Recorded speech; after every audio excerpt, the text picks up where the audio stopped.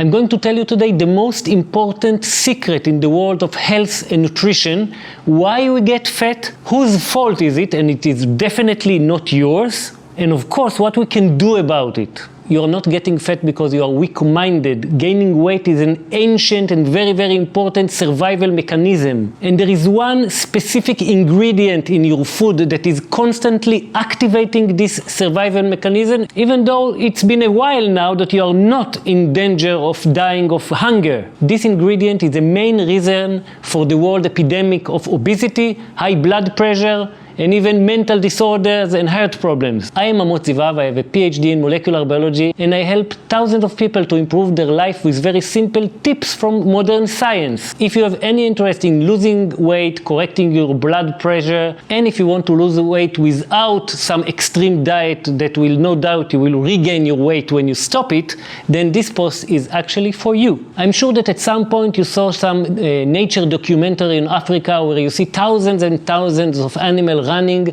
and if you look carefully you will notice that you never see even a single animal, not zebra, not antelope, no any animal with overweight. Can I call you back? This traffic is crazy. You can watch hours on documentaries of animals in Africa and you will never spot even a single obese animal. Animals in the wild maintain constant weight throughout their lives, and if they do activate obesity, they activate it as a survival mechanism. For example, before hibernation, before scarcity of food, before the winter, or before migration in case of migrating birds. What is very fascinating about it is that this defense mechanism, the obesity, is actually getting activated before the time of scarcity. So there is a beautiful mechanism who knows that scarcity is coming and that I want to get fat before it is coming. And the question is, of course, what is this mechanism and what do we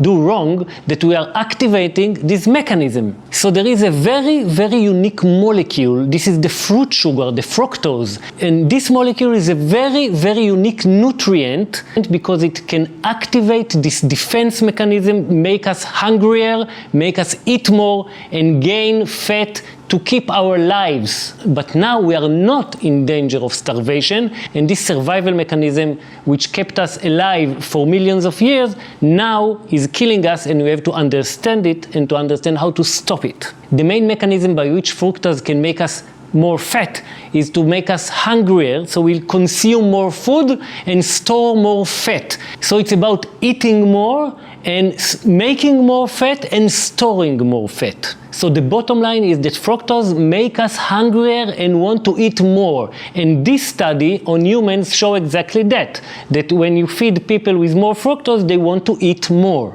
And it is doing so by make us resistant to the signal of satiety. Leptin is a very important satiety hormone, and overconsumption of fructose actually block the signal of leptin. In short, it makes us leptin resistant to satiety. So now let's talk about the heart of the problem, how fructose can activate this defense mechanism. So fructose is a very, very unique molecule because the first enzyme that is metabolizing fructose, it is called fructokinase. This enzyme uses energy in the form of ATP to metabolize the fructose. But the thing is that this fructokinase enzyme, it doesn't have shutdown button. So as long as we keep consuming fructose, this enzyme will get activated and use the energy of the cell, the ATP, to metabolize the fructose. So fructose will keep draining the cell energy as long as you keep consuming fructose. And this is the genius part, which is also the most problematic part. And this sudden drop in cellular energy, raising the alarm, saying winter is coming, we have to store more fat to survive.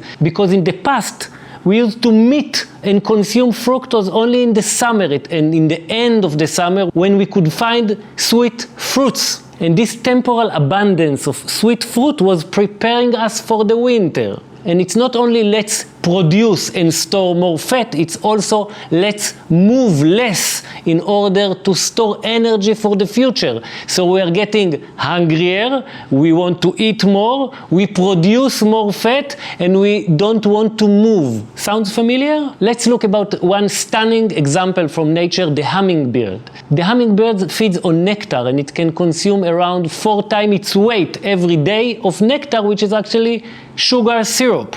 And every day this hummingbird is ending the day with severe metabolic syndrome. It is obese, it has fatty liver, and it has very, very high blood sugar. So actually this hummingbird is activating this defense mechanism every day to survive the night, because the metabolism of this bird is so high, with 1,200 heartbeats per minute. So if it didn't activate this survival mechanism and get very, very obese at the evening, it would die of hunger during the night. In the morning, the hummingbird is not obese anymore, there is no fatty liver, and there is no blood sugar. So this is how it was meant to be in nature. We use obesity as a defense mechanism, and then we cure it in the scarcity to come. But we change the world, and now scarcity is not coming, and we're only stepping on the gas pedal of this defense mechanism, and we get very obese and very sick because of it.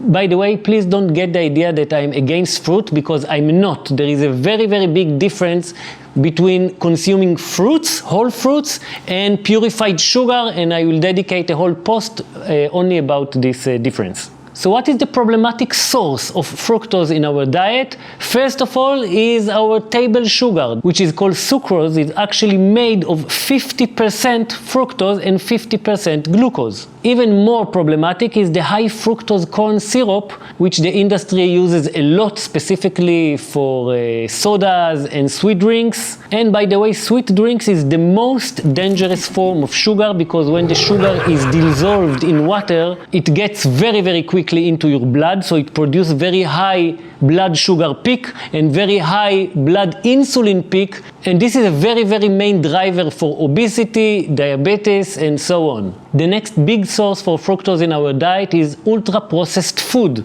and around 70% of the food items you see in supermarkets are suffused with sugars under dozens of different names, so we won't know there is sugar in it. So what we can do, first of all, and this is the first aid, avoid as much as you can sodas and any kind of sweetened drinks. Sweet drinks is the fastest and most efficient way to activate obesity. The next obvious thing to do is to reduce as much as you can sweets in general, even solid sweets, chocolates, and stuff like this. If you want to go another step, is eat as much as you can home-cooked food and avoid as much as you can processed food and stuff from the supermarket with plastic bags and barcodes. If the ingredient label has many, many, many words and some words you don't even know how to express, then really it's a good idea to avoid it.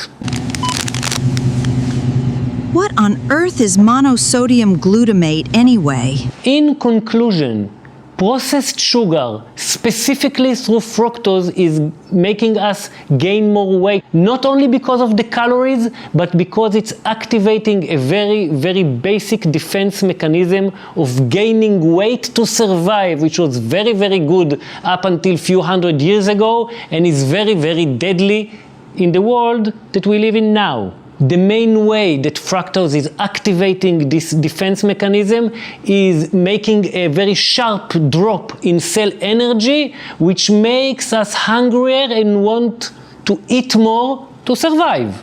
In our modern world, excess of fructose is one of the most deadliest killers that is out there. But luckily we don't need a police lineup to identify this killer.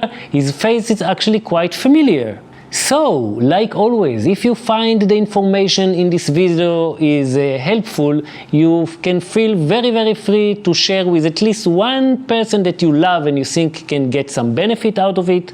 Be happy and healthy, and see you soon.